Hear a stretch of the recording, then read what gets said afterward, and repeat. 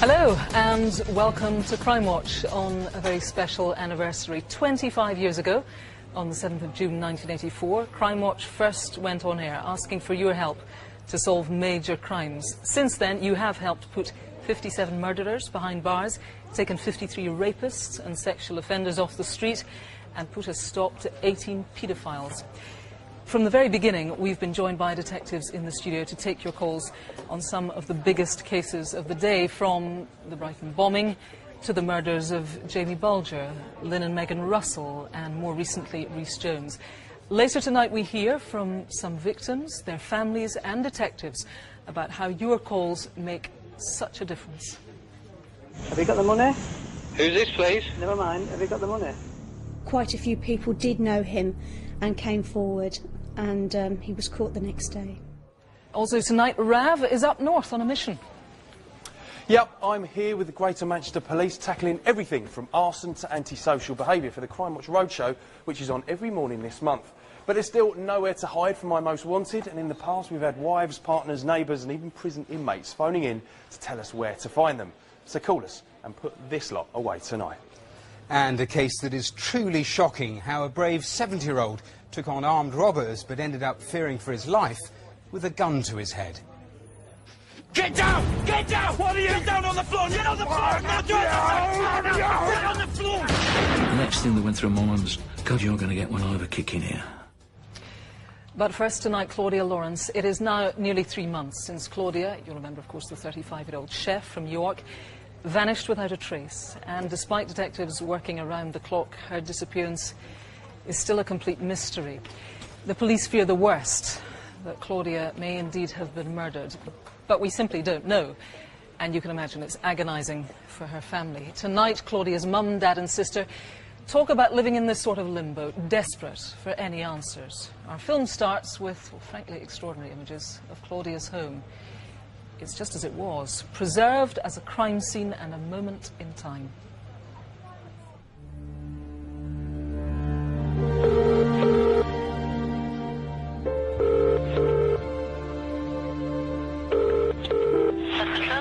Good afternoon. My name's Peter Lawrence. I'm very concerned about my daughter. Fine. And what's your daughter's name? Claudia. Concern grows for a 35-year-old woman who's been missing for a week. Police here in York are saying that the disappearance of Claudia Lawrence is completely and utterly out of character. She was last seen. The investigation is now being formally classified as one of suspected murder. We're distraught and we need your help. It's just been a living nightmare not knowing what's happening. Despite the headlines and huge media interest, we still don't know why Claudia Lawrence vanished from York 11 weeks ago. For someone so close to her family, her disappearance just doesn't make sense. You're in shock, you don't believe it. You don't believe it's happening, it happens to somebody else. There are terrible moments. I can sit at home on my own and I can just burst out crying.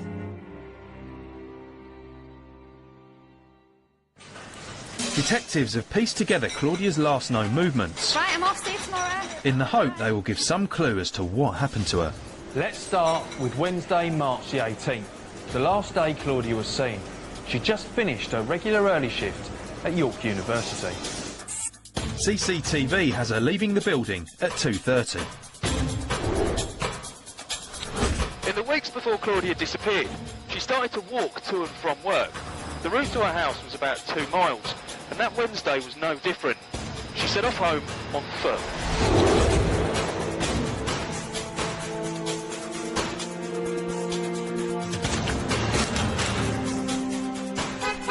About halfway back, a colleague saw her and offered her a lift.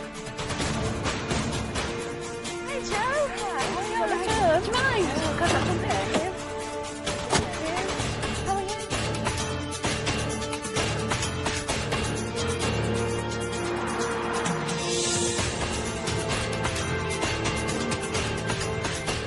Claudia was dropped off at her door.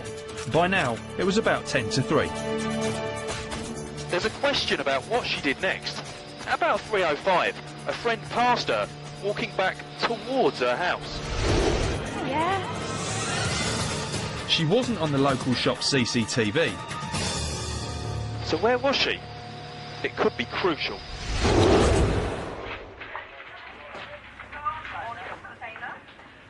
The next time Claudia's on the radar is about 8 p.m. when she texted a friend. Then, just before 8:30, her mum called. Hiya. Yeah, good, thanks. I'm watching it now. Now, we can't be sure, but we think she was at home when she took that call. She sounded cheerful and relaxed. All right, then. Yeah, I will do. Bye. But that phone call was the last time we know for sure that Claudia was alive and well. The following morning, she failed to turn up for work. At 10 o'clock, her manager called her mobile, but there was no answer. Then at 12:08, her phone powered down. It either ran out of battery or someone switched it off. Claudia was supposed to meet friends that evening, but didn't turn up. When she still didn't answer her phone on Friday morning, they got worried. I phoned Claudia's dad, Peter, because he has a key to the house, and I asked him if he wouldn't mind coming over to the house and letting himself in to make sure everything was all right, really. I was just worried to death, quite honestly. And even more so when I went through and found that she wasn't in the house, and nobody had seen or heard of her basically since the Wednesday. I was just worried. I just find it hard to accept that people just vanish into thin air, and that's what I can't get my head around. There must be people out there that have seen something suspicious or who know something that's happened.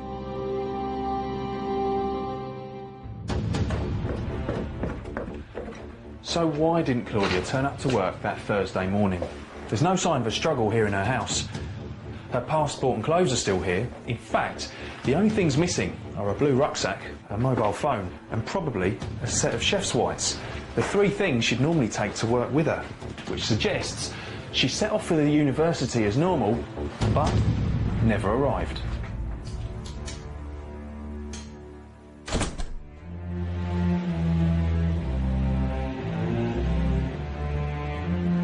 We know a cyclist saw a couple on Melrose Gate Bridge at around 5:35 that morning, about the time Claudia would have passed this spot. The cyclist described the man as skinny, 5'5" to 5'6", wearing a dark hoodie, dark combat trousers and smoking a cigarette with his left hand. Half an hour later, near the university, an early morning commuter passed a vehicle parked up on the verge. The passenger door was open. A man and woman near it looked like they were arguing. We think the man was wearing a black hoodie with the hood up. Was it the same couple? We just don't know. Nor can we be sure the woman was Claudia. But if it was, who was the man she was with? Could it be this man on CCTV early that same morning near the back of Claudia's house? His behaviour seems a bit strange. He disappears, then 1 minute later, he walks back. There could be an innocent explanation, but detectives need to know who he is and what he was doing. Police believe something terrible happened to Claudia Lawrence, perhaps at the hands of someone that she knew. Whilst much is still unclear, what is certain is that there are people out there with answers. They need to share them. Somebody out there does know something, and at the moment they're not saying. It's almost unbearable not knowing. You try and wonder what's happened to her. You don't want it to be anything unpleasant, so then you try and block that out of your mind. I try not to think about it too much. And that helps you cope, I guess. And there's just something missing. There's a very important thing missing, and that's Claudia. Wow. I'm joined now by Detective Superintendent Ray Galloway, who's heading up this big investigation. As Claudia's sister said there, it's very difficult to imagine that somebody just vanishes off the face of the earth without a trace. What do you think happened? Well, it's now 11 weeks since Claudia disappeared. There's been no proof of life. I'm treating this investigation as one of suspected murder. Now, Ray, there's something you want to talk about tonight that you haven't spoken about in public before. You think it could be the key, that there are areas of Claudia's life that are delicate, to say the least, and definitely complex. Tell us what it is you want to say. As the investigation has developed, it's apparent that some of Claudia's relationships had an element of complexity and mystery to them. I'm certain that some of those relationships were not known to a family or a friend.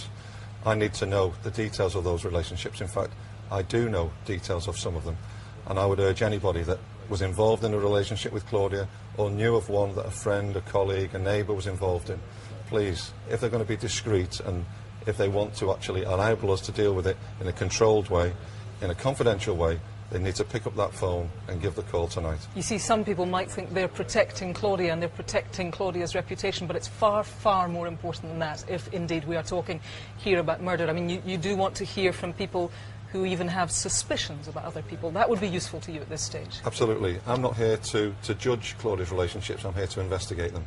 I need people to share that information with me. We saw, frankly, I think those images of Claudia's house are quite haunting. It seemed to me to be very tidy. Do you think that she stayed there in the night in question? The evidence would suggest that she left the following morning. Okay. What we don't know is whether she stayed there the previous night or that she was at somewhere else. If people know that information, please share it with me. Now, Ray, I want you just to take people through those key sightings, because they could be very important. The first one was around about 5:35 a.m. We showed it on our reconstruction. Take us through it again, just to remind people of the details. The first sighting is on Melrose Gate Bridge at 5:35. A gentleman cycling past, and he sees a man in a black hoodie and a cigarette in his left hand. And what about the second sighting then? The second sighting, and we don't know it's the same couple. Right. And in fact, on neither occasion do we know it's Claudia. But the gentleman driving past, and he sees a couple in an argument on University Road. We need to know who that man was. And that was early on the morning of Thursday, the 19th of March. You also have this very interesting CCTV footage. It's taken from relatively far away, but it could be crucial. That's right. This is CCTV, and it's of the property just in which Claudia's house is located. That man is walking around the back of the property of Claudia's house, and he actually comes out about a minute later. It's 10 to 6 in the morning, on the morning that Claudia should have been at work. We know she wasn't at work. She could have been at the house on that occasion. We need to know who that man is. We certainly do need to know, Ray. Thank you very much for updating us. It sounds to me like the phones are already very, very busy. It might be calls to you. They might be important. We reckon that someone out there knows what happened to Claudia. If that person is you, please call now. I mean, you just saw what not knowing is doing to Claudia's family. It is destroying them. There is also, you may be interested to know, a £10,000 reward for information leading to an arrest or conviction. There's our number up on the screen, 0500 600 600. You might want to remain anonymous, as Ray said. That's fine too. You can call the independent charity Crime Stoppers. I'll give you their number. It's 0800 555 111. If you want to take another look at the reconstruction, just to bone up on the details, it's online, bbc.co.uk/crimewatch. Now it's over to Rav. Shocking is the only way I can describe this month's CCTV. A day out shopping on Oxford Street, London last July. This group of lads have been spotted shoplifting. When confronted, one of them kicks off. He pulls out a knife and chases staff out onto the busy street. It's all caught on camera by a quick-thinking tourist, not one of the capital's finest sights. 2 members of staff were stabbed, and all this for a T-shirt. Won't cough up for his shopping, let's make him pay for his actions. Name, please. 6 o'clock in the morning at this pub in Welshpool back in September. Hello, who's this? Joined by some mates, they play a quick game of hide and seek. Cause a heap of trouble outside, and then break into the office upstairs. One keeps lookout, while the camera keeps a close eye on him. Just a little bit closer. Bingo. They got away with £2 grand. Time to call last orders on this lot. Who are they? A night on the town in Liverpool in December. Who's the guy walking calmly towards the camera? Just moments ago he lashed out, knocking a man unconscious in a completely unprovoked attack. The victim had to have surgery to remove a blood clot from his brain. It's mindless thuggery. He thought he could walk away. Let's take him off the streets tonight. What are these two up to outside these offices in Barrow-in-Furness in March? They don't look like they work here. They force the front doors and start looking around.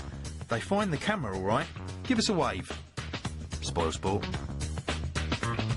One goes ahead while the other stays behind to keep watch. It's too late to hide now, mate. They make off with 2 laptops, and police don't think it's the first time.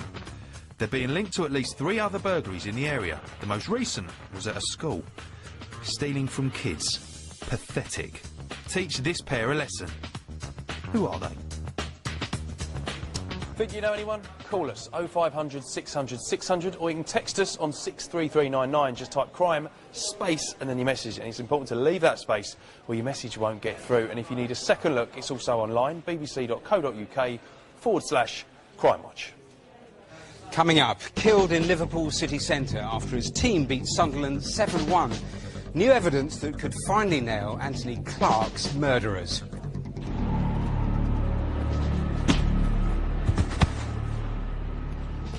Can CCTV help find the killer who left Paula Poulsen's body in the boot of a car near a Southampton train station?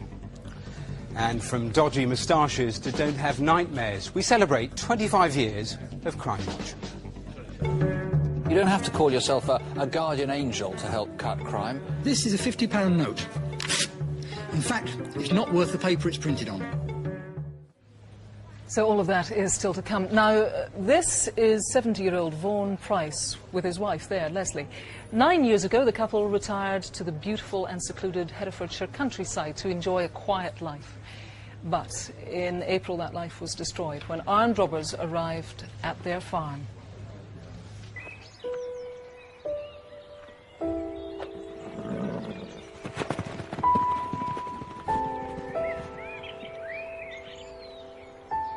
I've been collecting coins 40-odd years, since before we got married.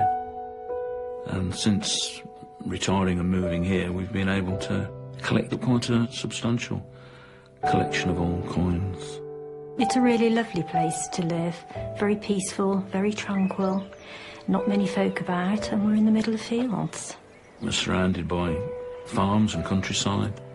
Not even a signpost to our place.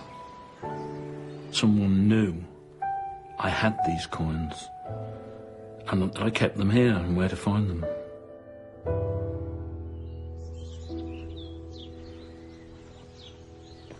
Just a very normal day. I went out, down to check the horses. Went up and let the chickens out, took the dog across the field. You fed the chickens? Yeah. What about the horses? Yeah. And friends came to pick me up, and we went out for lunch. I'm going to have a nice cup of tea, put my feet up, watch the racing on the telly. All the chickens. Oh, just a minute. Somebody just arrived. I shall have to go. I'll see you soon. And as I'd ordered some nylon bar to be delivered, I thought, well, that's what's come. So I carried on through the house, outside through the carport, to meet the chap and deal with the situation. Get down! Get down! What are you? Get down on the floor! Now, now! Get down! Get on the floor! Now, do it! Now! Get on the floor! Get off it! Just get on the floor! Now! Get on the floor! Come on! Get on the floor! Now!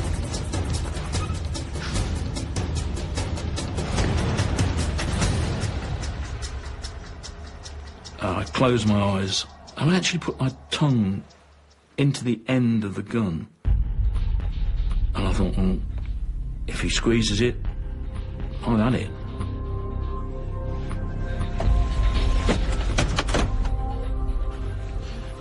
The other chap came round the side of the van, shouting at the lad for bringing a gun and telling him they didn't need it. He was a big bloke. You wouldn't have argued with him. Why the bloody hell did you bring a gun? The next thing that went through my mind was, God, kid, you're going to get one over kick in here. 3 of them, and they're going to give in to anything they want. Right, we're here for the coins. Are we going to get them? The answer to that was yes. There was no way I was going to argue anymore.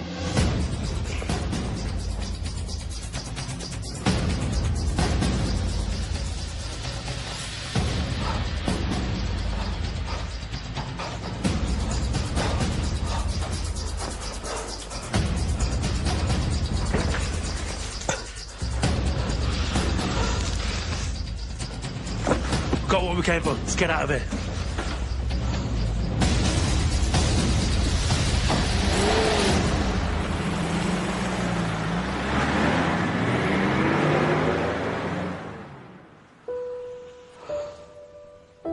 dare they come into your house in the middle of the day like that?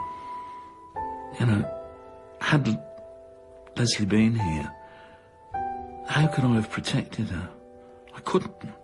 I couldn't even protect myself, let alone protect her. I just can't believe it's upset Vaughan and taken its toll on him as much as it has. Never ever been depressed in my life until now. And it's simply that you can't cope anymore. You're not able to cope. You can't control the situation. I wouldn't want anybody to go through what we've been through or what we're still going through. And I just hope somewhere down the line these people can be found and put a stop to. Well, I'm joined now by Detective Sergeant Nick Shutt, who's heading up this investigation. I mean, that was a really nasty attack. It seemed that they knew what they were after, did they? Yeah, it's apparent to us that the persons that committed the offence obviously knew of Vaughan and obviously his coin collection at the address. OK, let's take a little look through then. Things very similar, actually, the items that you brought today, very similar to the ones that are stolen. Just tell us what we're looking at here. First of all, in this little box. That's a set of Maundy money. He had approximately 15 sets of those that were stolen. In each set there was 4 coins contained in them, and they're released by the Queen on Maundy Thursday. Now there's also a rather, by contrast really, a rather sort of shiny coin here, and again valuable. What's this? Yeah, that's a Cougaran, a gold Cougaran. He had a total of 41 of those, and each one of those are worth approximately £700. I mean, all in all, Nick, this collection is valued at, I mean, upwards of 40 grand, so we're talking about expensive stuff here. That's right, yes. Tell us then about where they lived. It was very remote. How come these guys, the robbers, knew where to find them? Well, we're keeping an open mind about that at the moment. We're aware that Vaughan has bought and sold a number of gold coins on the internet over the last few years, and also he's well known within the village in which he lived, in that he'd also bought a number of gold coins off people that lived within the village as well. OK, tell us what you know about the robbers. Well, we know there was 3 robbers in total.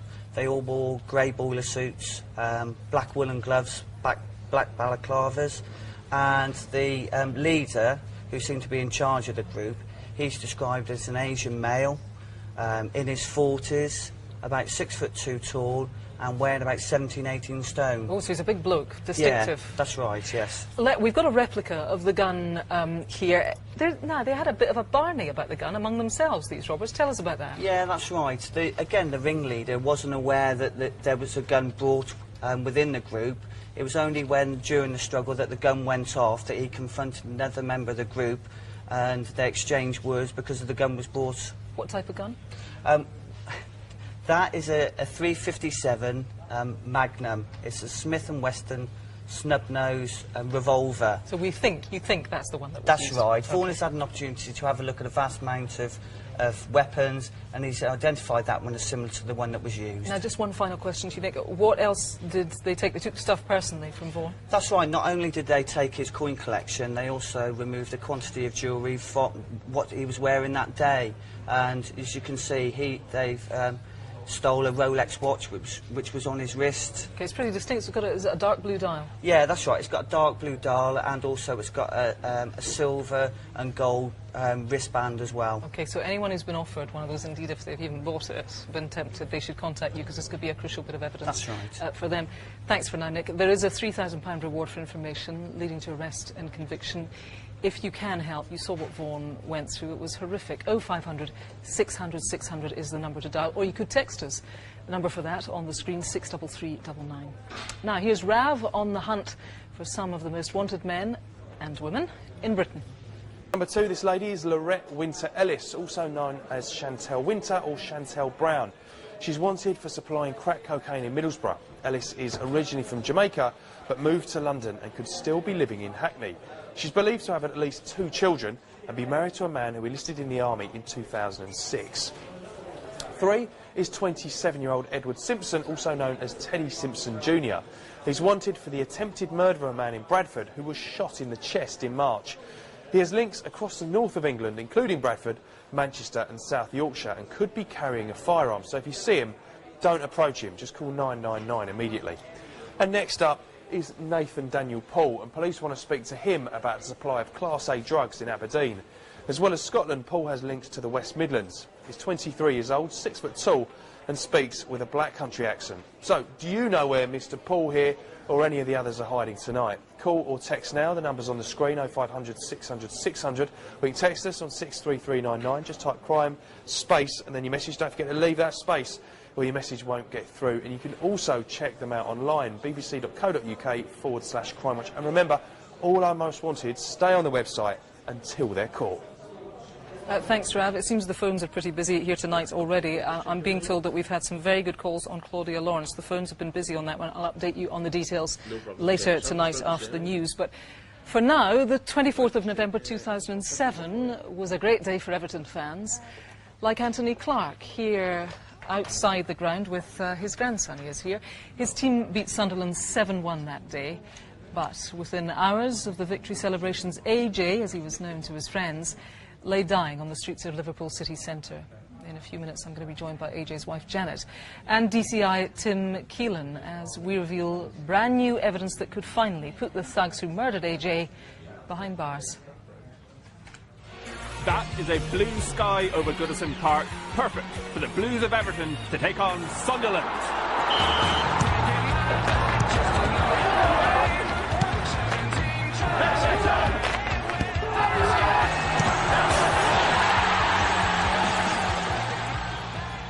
He was a great guy. He was loved by everybody. He loved his wife, he loved his family, he loved everybody. You know, he's that sort of lad, like, you know. Na, na, na, na. Na, na, na, na. Hey, lads.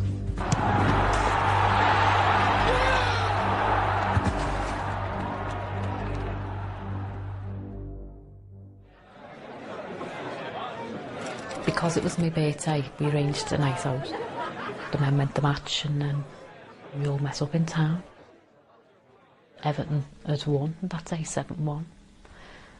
And it just made it even more of a good night out. Yeah, guys, yeah. I think you all know why we're here tonight, folk, eh?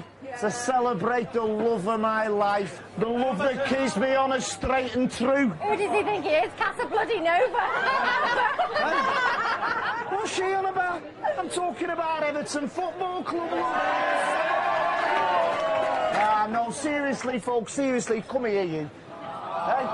To the love of my life, happy birthday, love. I love you, you know. Yeah, we did have friends over from Dublin. They were staying with us and they'd had a long day and they just needed to go home, and because they were staying in my house I just felt that I should go home with them. Oh, don't worry about AJ. He's well used to finding his own way home. Something that I torture myself over every day. Why didn't I just say to him, I'm going, AJ? And he would have come with me. But I never.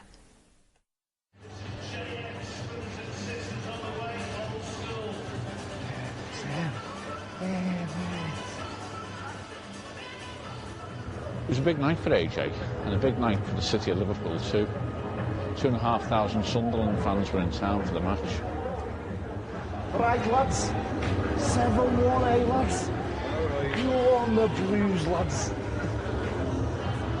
It was a Saturday night. The town centre was full of clubbers from all over the country. The city was buzzing.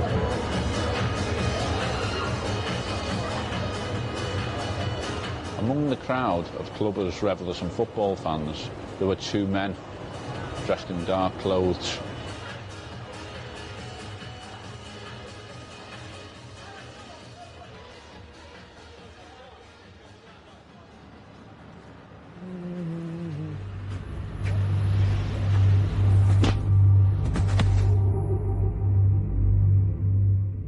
It was a deserted street, but there was one witness. CCTV.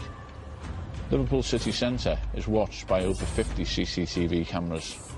My officers have examined hundreds of hours of footage from that night. We now know AJ's movements and also know those of the two men. At 20 to 4 in the morning, AJ Clark was here in the Quarry Quarter bar. At the same time, CCTV picks up two men walking into Temple Court, less than 100 yards away. They pass Edwards Bar,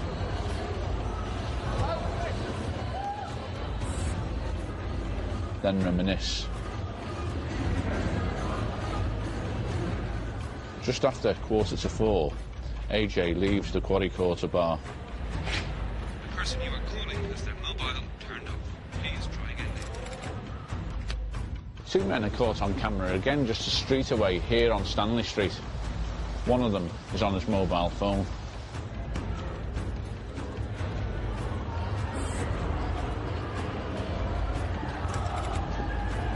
At 4 in the morning, this crossroads is one of the main thoroughfares for people heading home after a night out.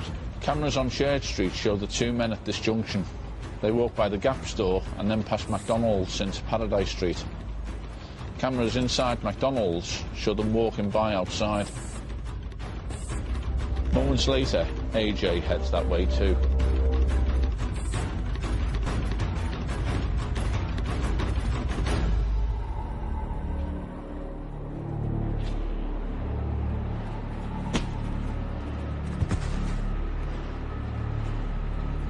AJ died from his injuries. Two men just walk away calmly.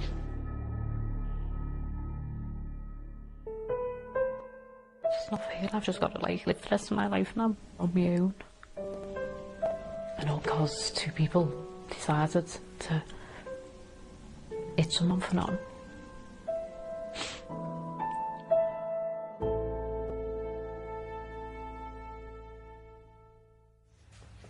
Well, I'm joined now by AJ's wife, Janet, and by DCI Tim Keelan, who is heading up the inquiry. Thank you to you both for coming, but especially to you, Janet. I know it's very hard for you to sit here and talk to us, and we do appreciate it, and we hope we can help.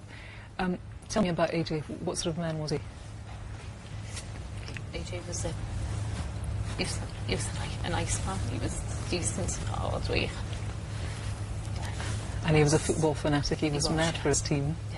And mad for his family, very close to his family. He was a good husband, he was a dad, and he was made up, he was a granddad. Now, it's been over a year, and the people who did this to your husband are still out there. How do you feel about that? I don't really feel anything because I'm numb. I just feel robbed. But It's had a massive impact, not just on you, but on your children, on your grandchildren, all the people who knew and loved your husband. He was a very popular character. He was very popular, he was very social. This is a chance for you tonight to speak to people who, if they are not the killers of your husband, they know who the killers are. I want to ask you what you want to say to them. It's not just about the people who know, it's about also the people who done it. Maybe they didn't realise what they'd done that night. I do understand that they didn't. I feel I do understand they didn't mean to kill him, what they done, but they hit him for nothing. And I appeal to their decency, so that if, you know, come forwards. We've got a lot of unanswered questions. My daughter's going to be 18 in a couple of weeks, and attached to me. I've got a grandson who asks with his granddaddies all the time. A son who, you know, misses about going places with his dad. Wembley for one. His dad just with him. And I just staged them if, you know, they could be living with the guilt themselves. Just come forwards and help us to put some closure on it. I didn't realise how much that meant, that sentence. You know, I need to put closure on this just so we can, you know, just move on with life. Janet, I really appreciate you coming in, and we wish you all the best with the appeal. Thank you for talking to us. Well, DCI Tim Keelan, you're heading up the investigation. It was, you think, a completely random attack? Yeah, AJ had been out in Liverpool city centre with his wife celebrating her birthday, and he'd become separated later on, and we think he walked into Paradise Street, and there he was accosted by two men, one of whom punched him and knocked him to the floor, and he died some days later. You've got new CCTV footage. It's very good footage, very clear. Let's take a look at it. I want you to tell me what the viewers have seen. Yeah, they're going to see two men aged 18 to 25. One has got a short-sleeved, dark, open-neck shirt on. Has possibly got tattoos on his right arm. They're both short-haired. Second man has got a long-sleeved black top on. He's shorter than the first male and has got very, very short hair. The smaller male is probably somewhat younger. OK, they're not necessarily connected to this big football match that was on that day, are they? No, Everton played Sunderland that day and won 7-1. There's no indication at all that the assailants of Mr Clark are in any way connected to the football match. There were lots of people in the city that day, and there is no reason at all to think that it's connected to the football. Very briefly, can you just tell me where else these men were that night? Yeah, they'd been down to Matthew Street, to that area. They walked across Holy Corner, near to Paradise Street, which is where the assault took place. They then walked up Church Street towards Hanover Street and into Wolstenholme Square, which is where this footage is taken. OK, as I say, these pictures are very clear. If you recognise these men, you've got to do the right thing. For Janet, for her family. Call now 0500 600 600, or you can call Crime Stoppers anonymously. That would be fine too. 0800 555 111. If you want to take another look at that CCTV, it's online together with the reconstruction. bbc.co.uk/crimewatch. Please, I urge you, do the right thing. Here's Rav with some more faces in the frame. Right, my number 5 is Wayne Wadforth. He was arrested in February 2007 in connection to the armed robbery of an off-licence in Portsmouth. During the robbery, a female member of staff was held at knife point and locked in a cupboard. Wadforth failed to answer bail and has not been seen since. We think he might be in Liverpool or working on an offshore oil rig. Number 6 is a bit of a tongue twister. It's Oluwaseyi Olurandamiola Farombi. He's wanted for using forged documents and false information to work as a doctor in the UK. We don't think he has any qualifications and could well be working in a hospital at the moment as a locum. His last known address was Catford in South East London. He drives several cars, including a beige Nissan Micra and a blue Freelander, and has an extremely distinctive mole here under his nose. Stephen Gordon, this guy, is wanted for an aggravated burglary in North London last October. The two victims were beaten and tortured and had their cars stolen. Two of the gang have already been caught. They both pleaded guilty, but Gordon remains on the run. He was born in Birmingham and has links to North and East London and is a keen Arsenal football supporter, known to attend home matches. Now, there's a 10 grand reward for information leading to his arrest and conviction, so if you know where he is, pick up the phone now. Last, but by no means least, is United States Air Force Airman Jeremy Parrott. He was found guilty of possessing images of child pornography by a military court here in the UK, but escaped before he could be extradited to the US. He was last seen in October in Bury St Edmunds, staying in a homeless shelter under the name William McGonigal. But get this, he pretends to be mute to conceal his American accent. Unbelievable. He may be hiding in Cambridgeshire and also has links to Ireland and the east coast of England. He could be living in shelters or hostels and working as an odd job man. There's a $10,000 American reward for anyone with information directly leading to his capture. So come on, let's put a stop to them tonight. Pick up the phone now. The number's on your screen, 0500 600 600, and you can also check them out online, bbc.co.uk/crimewatch.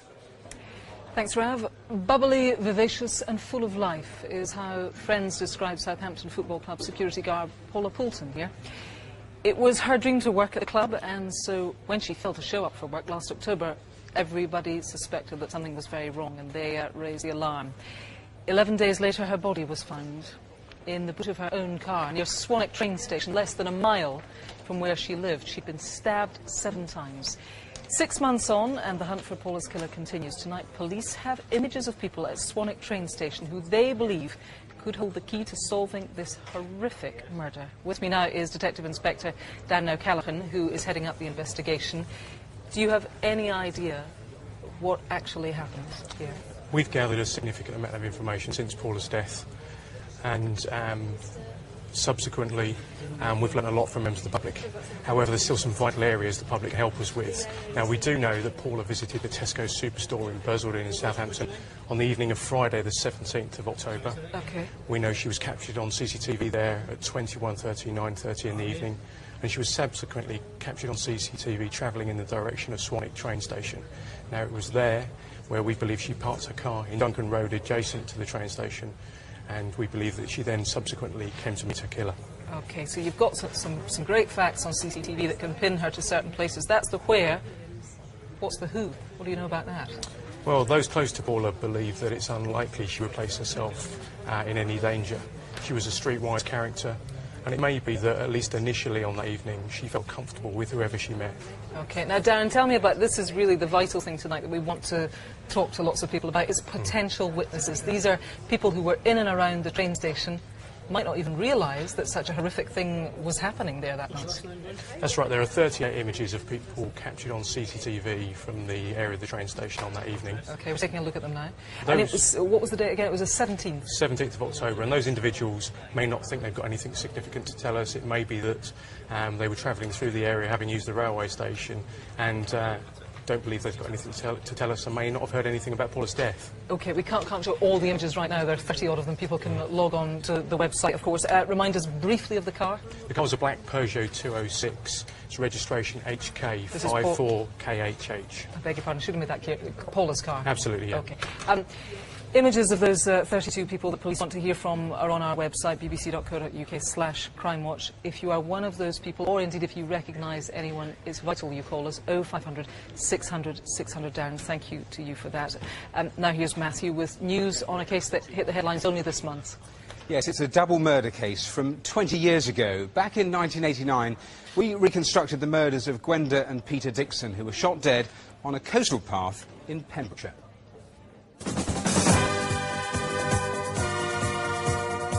The first of tonight's reconstructions is a case that made the headlines. The disappearance of those two walkers, Peter and Gwenda Dixon, on a cliff-top path in Pembrokeshire. It happened at the end of June. The Dixons were keen walkers.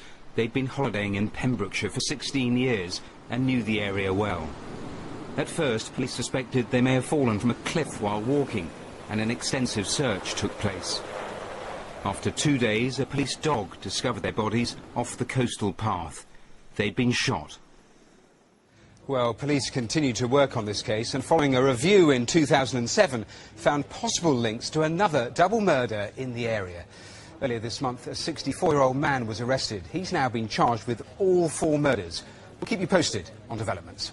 And we've got news on another horrific double murder case. You'll remember the young Chinese couple. They were found bludgeoned to death at home in Newcastle. That was last August.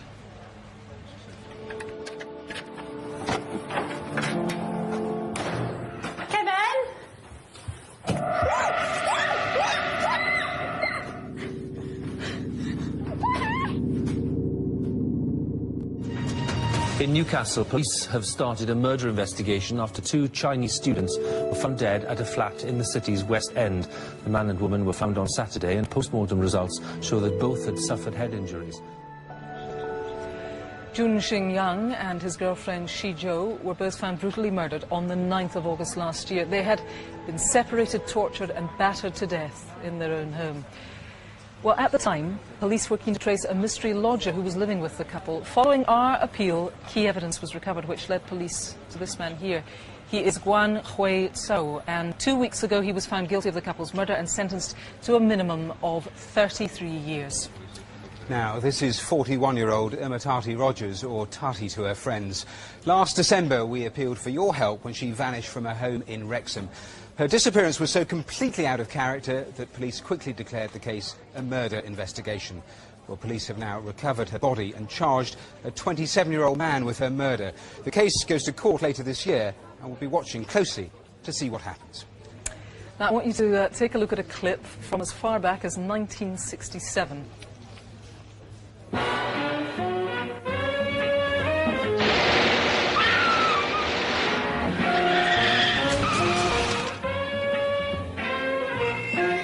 That is a German programme. I can't possibly even have a stab at pronouncing it. It translates to you and I as Case XY Unsolved. And it is, in fact, the programme that Crimewatch was originally based on. Back in 1984, the police and the BBC, they were unsure that a UK version would ever work here.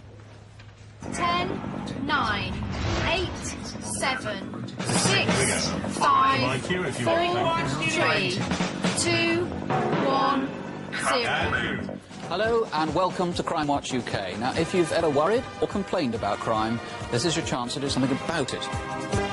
The very first Crimewatch was broadcast on the 7th of June 1984. These are all real police officers. They're all waiting for your call. From the start, the aim was to bring the police and the public together to solve crime. You may find some details disturbing a crime. Originally, only 3 programmes were commissioned, and it wasn't until the 3rd episode that a case was solved as a direct result of viewers' calls. A last-minute appeal today from Hampshire Police in connection with a crime which took place in the New Forest last Thursday. We showed a van and an artist's impression of the attacker. An anonymous caller identified him, and he was arrested the next day. Crimewatch has now featured some of the most high-profile cases of the last 25 years. The explosion came just before 3 o'clock. Most of the residents were asleep. The written bomb inquiry depends on eliminating everyone who stayed at the Grand Hotel since July the 1st. It's now nearly 12 weeks since Susie Lamplugh left her estate agent's office to meet a client and never returned. In a few minutes, you'll hear the voice of the man who kidnapped Stephanie Slater. Have you got the money? Who's this, please? Never mind. Have you got the money? Quite a few people did know him and came forward, and he was caught the next day. Michael Sams is in jail tonight, starting 4 life sentences for murdering the Leeds teenager Julie Dart and kidnapping Stephanie Slater. I knew how important it was for that programme to go out and for people to see the man who kidnapped me and to stop him from doing this again. Stephanie's and several other cases, including that of James Bulger, shows that Crimewatch reaches parts that other appeals somehow fail to reach. Police searching for a 2-year-old boy missing in Merseyside have found the body of a child. The body, which hasn't yet been identified, was found on a railway embankment in Walton. By the time we finish this appeal, someone watching Crimewatch will have a pretty good idea of who did this to James. We showed enhanced CCTV of James Bulger being led away by 2 young boys. They sent shockwaves through the nation, but proved vital in identifying the killers, 10-year-olds John Venables and Robert Thompson. They were charged 2 days after the programme. A year ago today, an unprecedented crime took place which astonished and sickened the whole nation. On a Sunday afternoon, Lynn Russell, her daughters Josie and Megan, were waylaid as they walked home from school and then slaughtered. Miraculously, 9-year-old Josie Russell made a full recovery and was able to help police piece together an e-fit of the offender. This says it all. I mean, this has just been the response of the calls to the studio. One of the calls was from a psychiatrist who named the attacker as Michael Stone. That one phone call is what it took to, as it were, break the case, to provide the police with a key bit of information that they needed. So I would always say to anybody out there to phone in if there's anything you think might be of help. Absolutely go ahead and do it. Michael Stone has been found guilty at Maidstone Crown Court of murdering Lynn Russell and her daughter Megan. He was given 3 life sentences. The judge told him there cannot be anyone in this country who does not understand the complete horror of the offences. If Stone wasn't put away, then I'd probably be afraid all the time, but now he is put away. I can move on and just live a normal life. In 1999, crime came very close to home. The BBC television presenter Jill Dando has been murdered outside her London home. This is a sombre and, for me, a surreal Crimewatch UK. For all of us here, it can be gruelling coping with crimes against victims who are strangers. It's been almost unbearable dealing with Jill's death. Sarah vanished 3 weeks ago while visiting her grandparents' house near Littlehampton in West Sussex. The discovery of Sarah's body in a field confirmed what her family and the police already dreaded. We didn't dare hope, but we've had a phenomenal response on the Sarah Payne case, something like 200 calls. Several viewers named Roy Whiting, but he denied the murder. At what stage do you take hold of that old girl, put her into your van? No comment. But another appeal gave police the breakthrough they needed. A caller gave information about key forensics in Whiting's van that proved beyond doubt he was the killer. You murdered Sarah Evelyn Isabel Payne. Boy Whiting was driven away to begin his life sentence, his reign of terror over, giving justice to the parents of a girl they used to call Princess, whose reign of innocence was robbed before it had hardly begun. This doesn't make us happy, but justice has been done. Sarah can rest in peace now. In October 2002, following one of the biggest hunts for a serial rapist since the Yorkshire Ripper, police appealed for help to catch the M25 rapist. The victims have ranged from the age of 10 to a woman in her 50s. A railway worker was today given 7 life sentences. Anthony Imiello was found guilty of a series of vicious attacks in a year-long campaign of terror. He was caught when his neighbour recognised him on Crimewatch. When 7-year-old Tony Ann Byfield was murdered, she became the youngest victim of gun crime in Britain. When the trail to find her killer went cold, police appealed for help on Crimewatch. Well, the Crimewatch appeals gave me both the name of my suspect and they gave me the witnesses who were eventually going to convict him in court. It's no exaggeration to say that without Crimewatch, I don't think we'd have solved this case. Yeah, look, come here. Can you tell me where Wolds Drive is, please? You just come out of it. Over a quarter of a century, Crimewatch has featured nearly 4,000 appeals. You don't have to call yourself a guardian angel to help cut crime. This is a £50 note. In fact, it's not worth the paper it's printed on. Let's hope we do just as well tonight. 2 months ago, a man punched a woman and stole her handbag in Hampstead, North London. Closing in on the Rotherham rapist. Rip-off artists, literally. So if you do get off with furs like these, fresh from the back of a lorry, give us a ring here. Ring your local police. I reckon that someone out there tonight is going to know who these killers are. The look of the programme may have changed, and when we feature cases like the murder of Rhys Jones, shot dead by a teenage gang member, it may seem a world away from 1984. But one thing hasn't changed: what a difference your calls can make. Of the thousands of appeals we've featured, 1 in 3 now leads to an arrest, 1 in 5 to a conviction. Crimewatch continues to be a success, and that's down to you. Meanwhile, don't have nightmares. Don't have nightmares, do sleep well. Do keep calm. Bye-bye. It's all about the calls. It is the critical ingredient. Calls from the public, calls even from inmates over the years. And sometimes, you know, criminals don't even wait for the police to come knocking. We had a case a couple of months ago where somebody featured at the top of the programme. By the time the credits rolled, an hour later, he'd handed himself in. Another guy physically drove all the way to Television Centre and handed himself in to the security guard at the gate. He said, "If it's been on Crimewatch, here I am." I didn't know initially it was just going to be 3 programmes and no more. Yeah, I mean, the BBC were cautious, but the police took even more convincing. I mean, the chief police officer they approached initially, his response was, look, I'm paid to catch villains, not to go messing around creating television programmes. But he was eventually convinced. In those initial programmes, only a handful of forces actually got involved. But fast forward 25 years, and every day the programme gets about 4 or 5 requests to actually have an appeal. And because of our brilliant viewers, hundreds of people, I mean literally hundreds of people behind bars because of them. Literally hundreds, and it's an evolving programme because initially it was seen as a last resort, but increasingly it's been used at the earliest stages. Now, do you recognise the sound? It might seem a bit comical, but police believe this man may be a murderer. To coincide with our 25th anniversary, we have relaunched our website to include extra appeals. So if you think you recognise that person, that noise, log on, bbc.co.uk/crimewatch, and look at the case of Andrew Cunningham. Now here's Rav with some news on the Crimewatch Roadshow. And every morning this month on the Crimewatch Roadshow, I'll be appealing for your help on crimes that affect us all. Everyone was upset, especially the people that the cars has been damaged, you know. There was 90 vehicles damaged during the course of that night. Total cost, we believe, is going to be in the region of £75,000 to £100,000. Adam bought a sandwich at this shop. He then crossed the road towards the post office. He was struck with such force that he was catapulted into the air and landed on top of a parked car before hitting the pavement. The motorist didn't stop.